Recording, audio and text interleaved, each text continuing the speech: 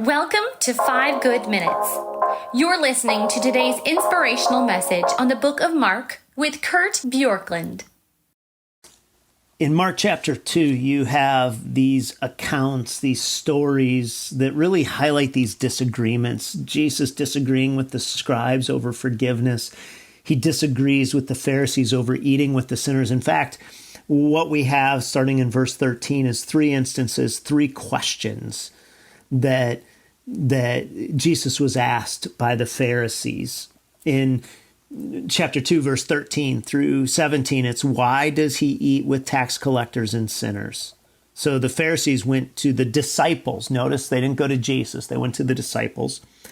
And then verse 18, now John's disciples and Pharisees were fasting, and people came to him and said, why do John's disciples and the disciples of the Pharisees fast, but your disciples not fast? So now they come right to the question, and they said to Jesus, why don't you fast? You're not keeping the law. And Jesus said to them, can the wedding guest fast while the bridegroom is with them? As long as they have the bridegroom with them, they cannot fast. The days will come when the bridegroom is taken away from them, and they will fast in that day. No one sews a piece of unshrunk cloth on an old garment. If he does, the patch tears away from it, and the new from the old. And a worse tear is made. No one puts new wine into old wineskins. If he does, the wine will burst the skins, and the wine is destroyed, and so are the skins. But new wine is for fresh wineskins. Now, people have used this in some pretty crazy ways, talking about new wineskins, to say anything new is better than anything old. Anything unwritten in the Bible is somehow better than what's written in the Bible because it's new wineskins. That's not at all what's happening here. This is talking about the idea of fasting versus kind of the idea of celebrating the bridegroom. Notice the imagery here of the bridegroom and the fasting. See, there's a striving versus a celebrating that's at the core of this little interchange. And the moralist, the religious person, the Pharisee would rather strive and rather criticize people who celebrate than celebrate.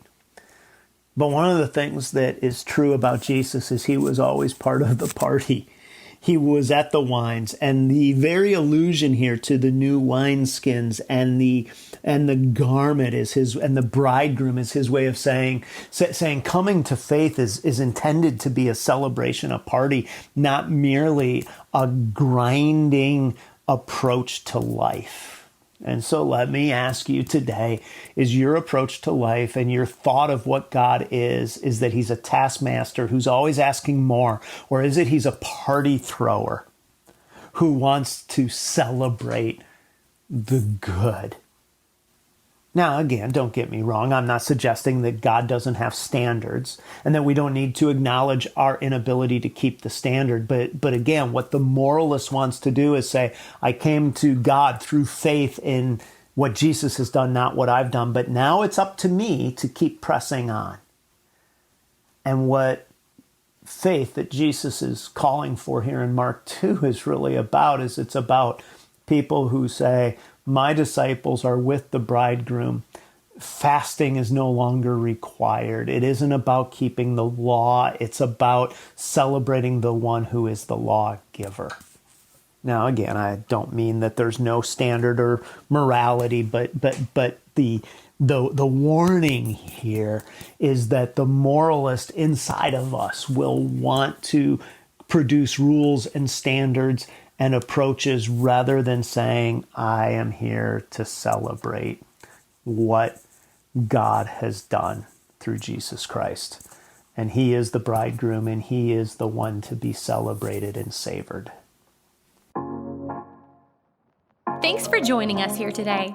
There's a lot of great content to explore on Orchard Hill Plus and on the Orchard Hill main feed from the weekend. Have a great day.